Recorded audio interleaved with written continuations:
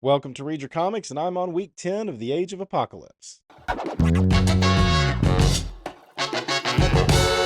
Thanks for joining me today. My name is Daryl, and I'm the host of Read Your Comics. I'm doing a 30th anniversary real-time read-through of the Age of Apocalypse. Each week, I am looking at the books that came out that week 30 years ago. Now, I'm doing a little cheat this week because technically the second week of March had 3 books come out. But next week would have only been 1 book, so for the sake of these videos, I'm holding on to this one for next week. But these two actually kind of fit together better anyway. If you've missed any of the previous weeks, I have a playlist for the Age of Apocalypse. I also have an X-Men playlist. They're in both of those. You can check one of those out to get caught up. And before I jump into the books, I want to give a quick shout out to all the viewer support. All your likes, comments, and shares are appreciated. And if you're new to the channel or just haven't done so already, please be sure to hit subscribe so you don't miss any future videos.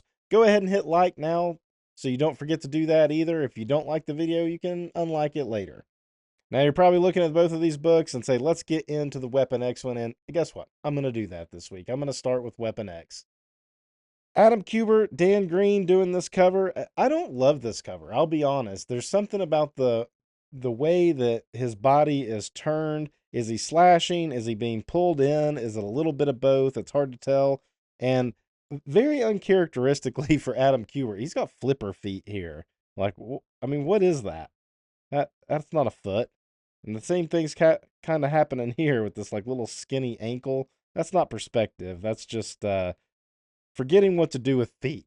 That's a Liefeld maneuver, not a Kubert maneuver. But other than that, I don't know. It's like his hair isn't like in the Wolverine shape. I love Adam Kubert on Wolverine. I just don't love this cover. Maybe the color has something to do with it too. I don't know. But let's go ahead and dive on in. So in the previous issues, Jean Grey was with him and she left to go warn North America that the European Human High Council was planning a nuclear strike on Apocalypse. Donald Pierce had kind of smuggled his way into the refugees that the Sentinels brought over. Wolverine had like a little skirmish with him, and it appeared he got blown up on like the top of a some type of airship. It looked like a Zeppelin almost. So now we find this figure walking in through the snow, and turns out it is Weapon X. And we have more of these Reaver cyborgs come out to attack him.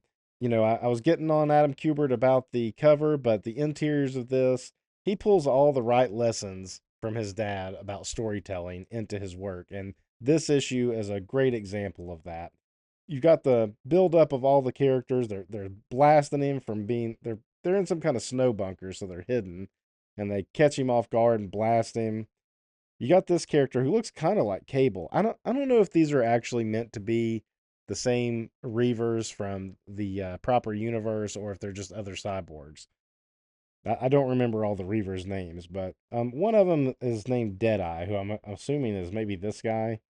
I don't know. Anyway, it doesn't matter much. But you get Wolverine just like cutting one of them in half. Eat adamantium and die, cyborg dog.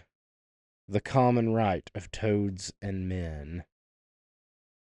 Larry Hama is still the writer of this, longtime Wolverine writer.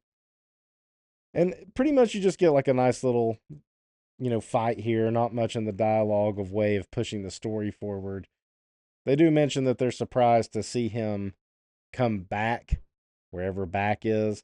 And, being in this new world, some of this stuff, they speak in a way of like past tense and referencing like history that's happened in this world that we don't quite know. Some things are similar to what we do know, but, there's always like a little tweak. Anyway, so this cyborg guy has his like arms come out to grab Weapon X, and I love this page here. This is the storytelling that I say he got all the right lessons from his dad. Everything about this, from the cutting himself free to just the next standoff, the leap, and it's just a little touch of the snow flipping up as he makes his jump across and cuts this dude's head off. So he cut one guy's head off and another guy in half, and the landing and just the casual walk away. That's that machismo. Don't even look back. Just, you're done. and you're moving forward. And the big reveal here is it's a return to Wundagar, which is where the X-Men under Magneto had their first base that we saw way back in the X-Men Chronicles, which was like a flashback issue. And he walks past Wanda's grave. And in here, he's just reflecting on all the times he had with the X-Men. And he's looking on it very fondly. It is kind of weird here, though, because in that X-Men Chronicles, he had just joined the team, and then they went off to Cape Citadel or wherever it was to stop Sabretooth and the Horsemen from stealing or launching nuclear weapons. And that's when Wanda died. And so he passes Wanda's grave. And he's like, I had some of the best times and some of the saddest. But he didn't really know her. So, kind of a weird, kind of a goofy gap there of him, reflecting on it in a way, at least showing this grave as if he had some deep relationship with her when he barely talked to her. Once again, great storytelling and then they also mentioned the Kelly Pact here, which it's never quite explained what that is. I guess it was like some kind of standoff between Apocalypse and the humans of Europe that they wouldn't attack each other. It's never exactly spelled out, but it's mentioned in a couple of the books.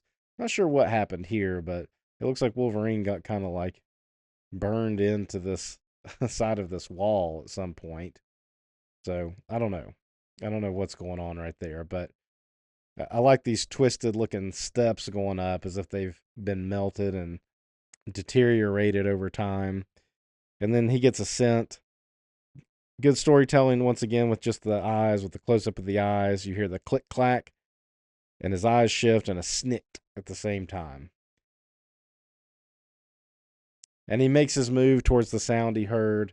You see this character flipping over him. This is Carol Danvers. Carol Danvers has quite a history with the X-Men. Most casual people probably just know her as Captain Marvel from the MCU, but Claremont did so much with her that she's intrinsically tied to the X-Men in a lot of ways. So they had to include her in the Age of Apocalypse in some way. And boy, did they give her an Image Comics Extreme redesign with like the face paint, pupilless eyes, this ribbon flipping around all over the place, super long hair. And that's when, Logan calls her out, says, gotta be Carol Danvers. I don't know anyone else who smells of gun oil, C4, and Chanel number 5. So when did Chanel number 5 come out? I guess it'd been around before Apocalypse took over the world. Kind of a cheesy line there, right?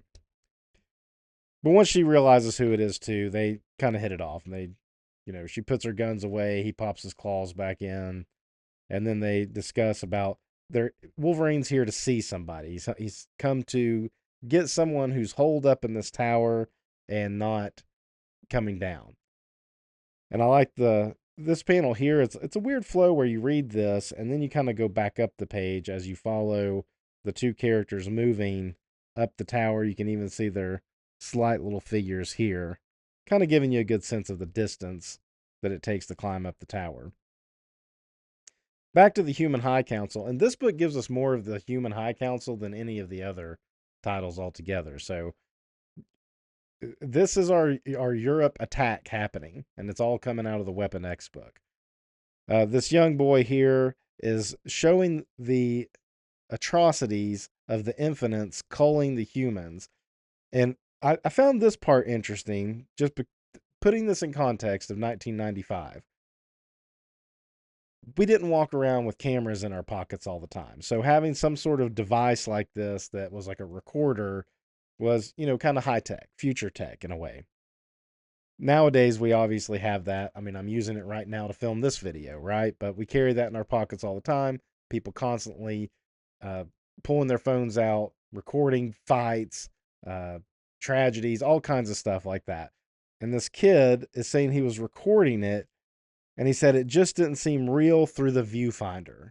And that hit me as I was reading this today, thinking, like, how many videos have you seen where somebody's recording something just terrible happening and thinking, well, why are you recording and not intervening? Why are you just standing to the side?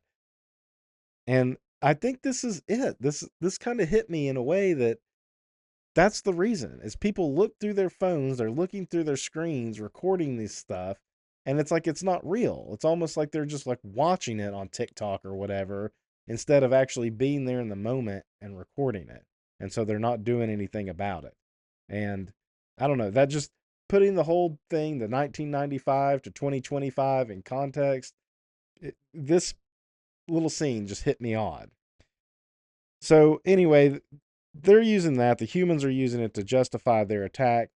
We have Emma Frost here, who earlier I noticed that she had like a lobotomy scar, and Mastermind had that too in X-Men. So I'm wondering if, like, when Apocalypse or whoever would get a hold of these telepaths or these people who could mess with minds, they would lobotomize them to take that power away from them. So they're just kind of saying that, like, I hope Logan is successful in his mission. And then we cut back to Logan and Carol, and we find out that the person he's coming to see is Gateway. Now we all remember Gateway as the little the little aborigine man who could, spin his thing around and create portals, to teleport people. But here he's like diving into all this technology, and the words around here in different languages and stuff. It seems like he's absorbing all the, like, old news, old pop culture, everything around him. And even Carol says it's as if he's trying to absorb it all before it goes away forever. Logan tries to, like, wake him up. I like this close up too. Look at his mouth and his teeth on the inside of the turn of his jaw right there. Carol says it's no use, and he said, "Well, you got to pull the plug." So he smashes some equipment, which causes Gateway to fly backwards. Good angle here too. Got some crazy looking toes sticking up, and he speaks. And Gateway never spoke. I mean, I can't think of a time that he really said anything. Maybe a word or two.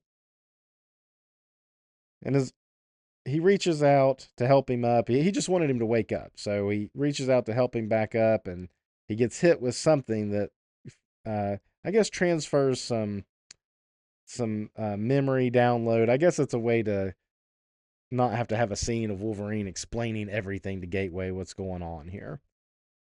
And so that's some joy buzzer you got there.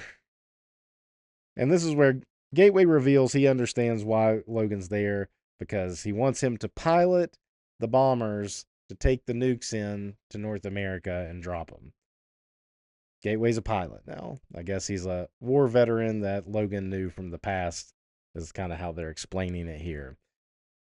So he's like, "No, I'm not going to do it, but I'll send you home. Where you want to go?" And he pulls out his little thing to create his teleporting thing when all of a sudden they get attacked.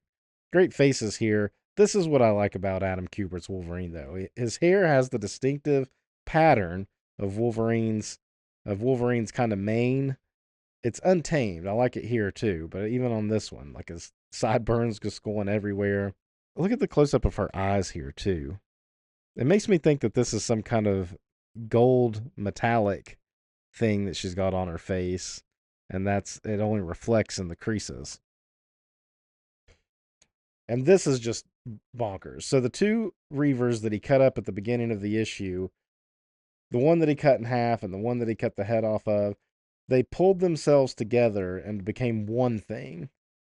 And so they're like, this is two Reavers that have merged together. And you can see the parts. Here's some of, like, the one of the hanging arms. The other arm is kind of coming around to graft uh, the other guy to the top, and they just have another fight. Another flying character shows up. Presumably, this is who was on the other end of the radio at the beginning of the issue. And then we find out Donald Pierce survived too. And man, he is looking wild. Donald Pierce has just turned into like a cartoonish devil looking thing. And he's piloting some sort of bomber himself. It's even got fuzzy dice in the cockpit. He's in this thing. And they're coming and they're going to go ahead and bomb the tower. There's no way out, no escape. And Wolverine says, "Start twirling your whirly gig, Gateway." But where?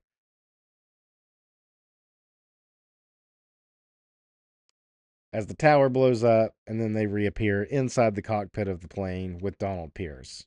And he gets a slash in on Logan there, cuts his face really good. I like the plane, lets you know it's spinning, good depiction there. More fighting, dialogue kind of useless. I mean, entertaining dialogue, but not dialogue that pushes the story forward necessarily. Except Pierce calling for help from the winged character who comes in. Logan dodges it, pushes her out the other side, and as Pierce says, it was enough of a distraction. Carol jumps into Pierce, knocks him through the window or through the door because he's standing next to the exit there.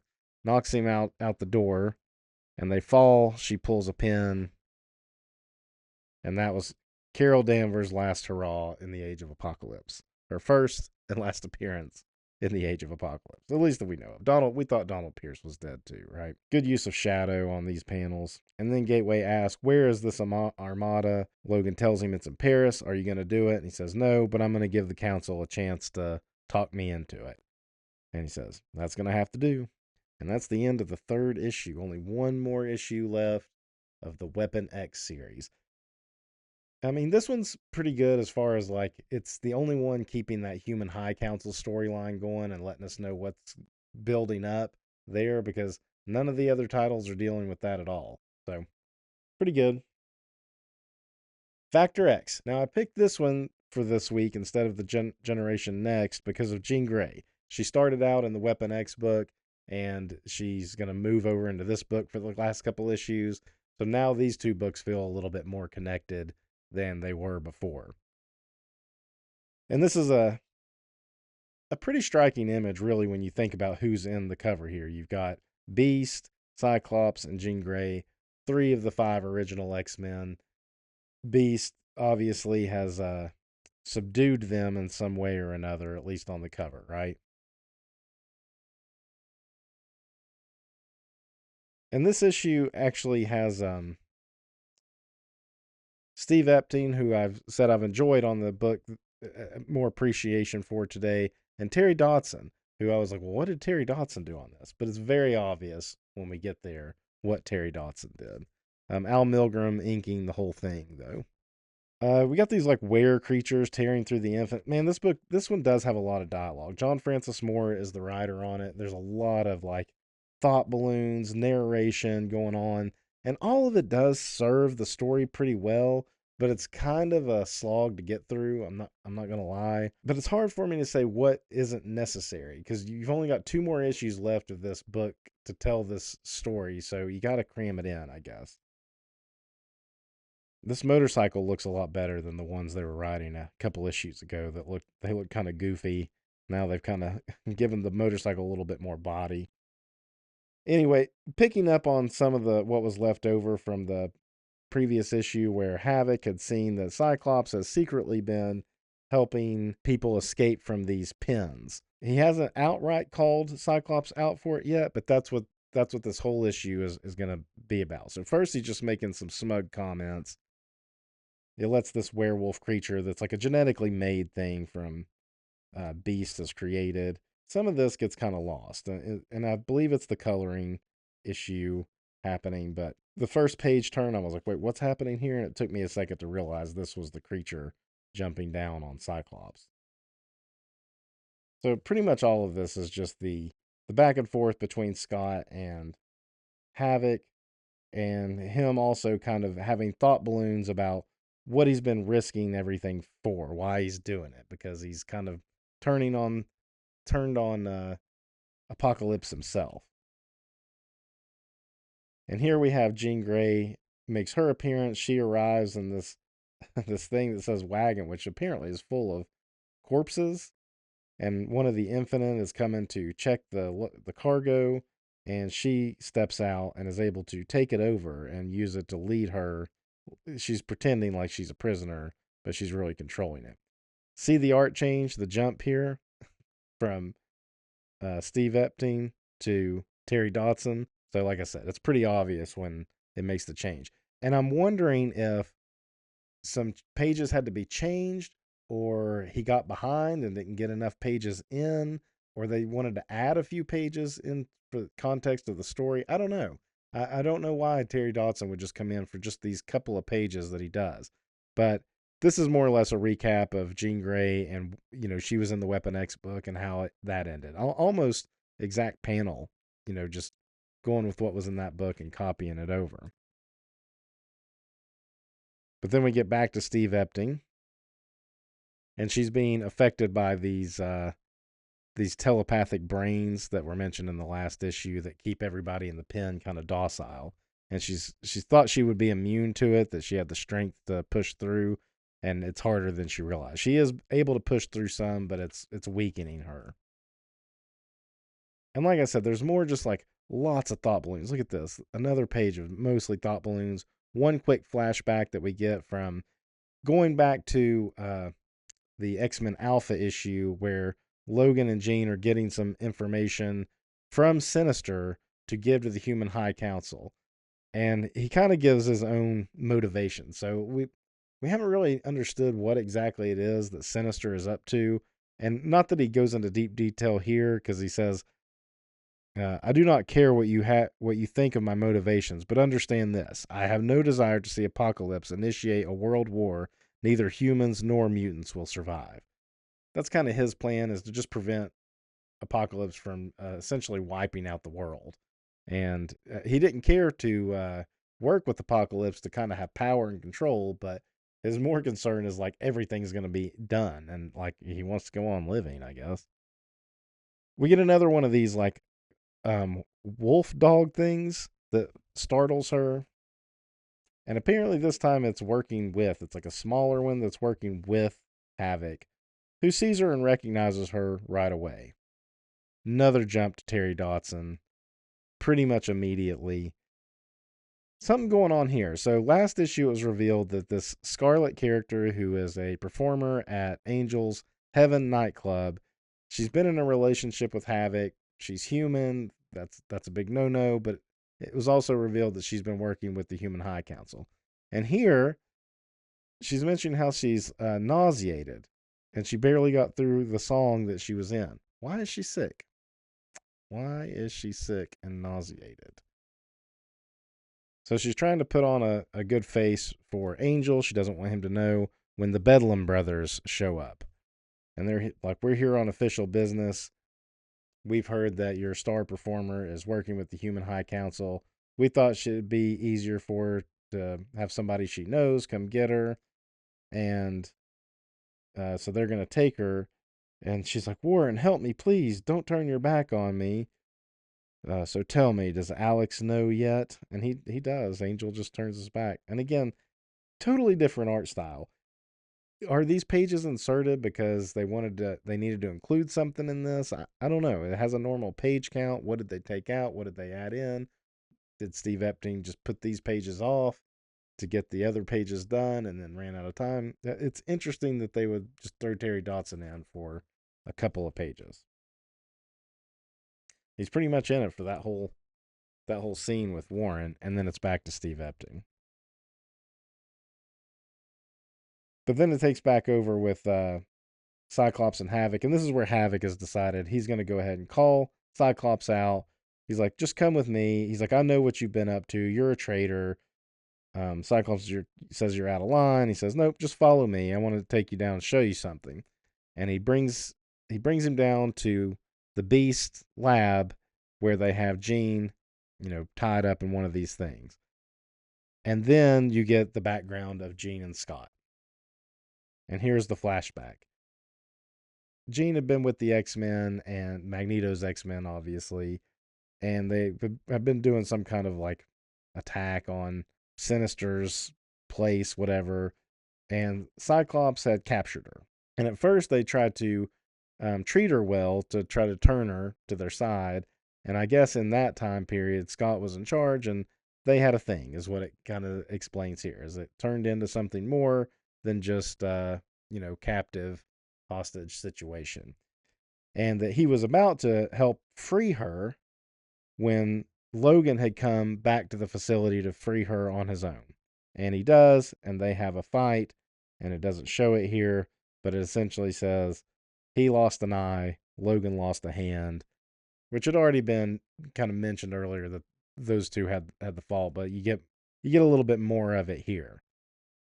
Now, he doesn't know that they, I guess, did have something going on, but he does recognize that Scott is attracted to her.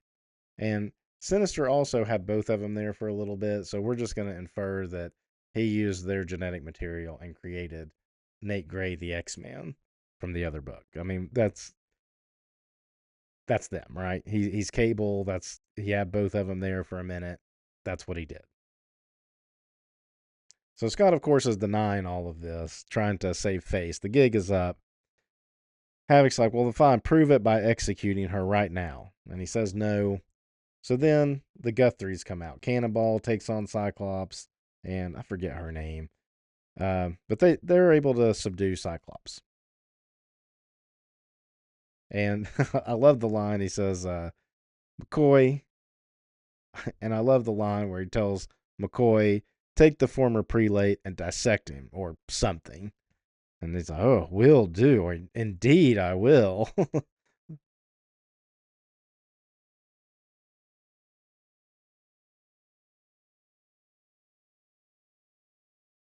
Then you only get really one page. The whole cover was building up to this moment, right, of the three original founding X-Men characters kind of having their standoff. And it's a big double page spread. And I feel like this happened in it happened in the Phoenix Saga. That's right. He has an inhibitor on or something covering his, he has just his regular headpiece on. But anyway, she pulls it off using her mind. She's able to make it move enough, even though she's got an inhibitor on, but she's able to like get it off enough.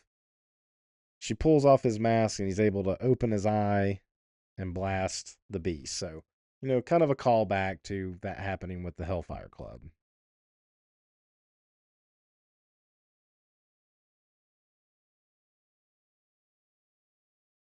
And he hit him with a full blast.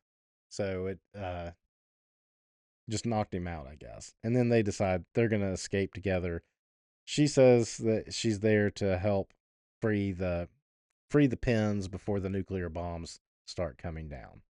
Meanwhile, you go back to Apocalypse. A lot more menacing here than he's been in a bit. We only usually get about a page of Apocalypse in each book, and this is it. And he essentially says, you know what? The pens were just something that Sinister was using for his own means, and now that he's gone, we don't need him anymore. Just go ahead and tell the new prelate Summers to destroy the pens. Just pull it, and that be done.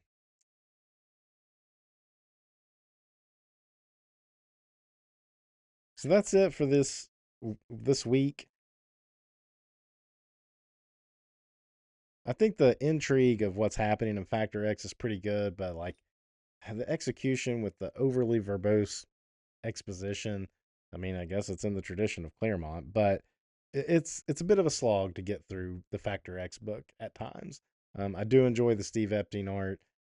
A little odd that Terry Dodson had to step in, but things happen with it.